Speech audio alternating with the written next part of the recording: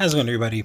So I'm watching this Mike Winger video, and I haven't even finished it yet. I'm sure he's gonna have his own points. But I have a thought. I seen it was in regards to he's speaking about replying to this progressive Christians thoughts on, was it Matthew 15:21 through 28 about the Syrophonecian woman. And essentially, the story goes like this: Jesus shows this woman that ultimately he is looking for people of faith. Now, how it's being presented is that Jesus is showing her a bit of prejudice. The funny part about that is that Jesus does not give her a questionnaire about what's really important in regards to the kingdom. What Jesus does to this Syrophonecian woman who is non-Jewish is that he gives her a little bit of prejudice and shows her what's really important. Is it that you're of the people of the Jewish people, or is it that you have faith? The woman says she has faith essentially throughout this conversation. And it is framed in that instance that I don't care about how you view me. I don't care.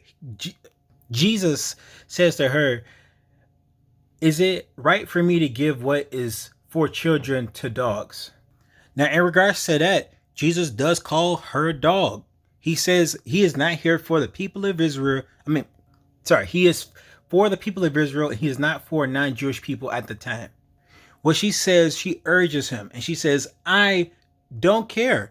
I am here for you saving my kid. I am here for that. I'm not here for whatever instance or barring that you're trying to stop me from. Another story is the unjust judge, the godless judge, and the persistent woman. In that, the lady keeps banging on the door saying, hey, I need you to help me take care of my case. Now, the godless judge was like, okay, you keep bothering me. And because even though I don't really care about, I don't believe in God or anything like that, I don't really have a moral conscience about this, you keep bothering me about it, so I'll take care of it. And so regardless of her position, it shows in both instances their commitment and their faith to plead to God what they need.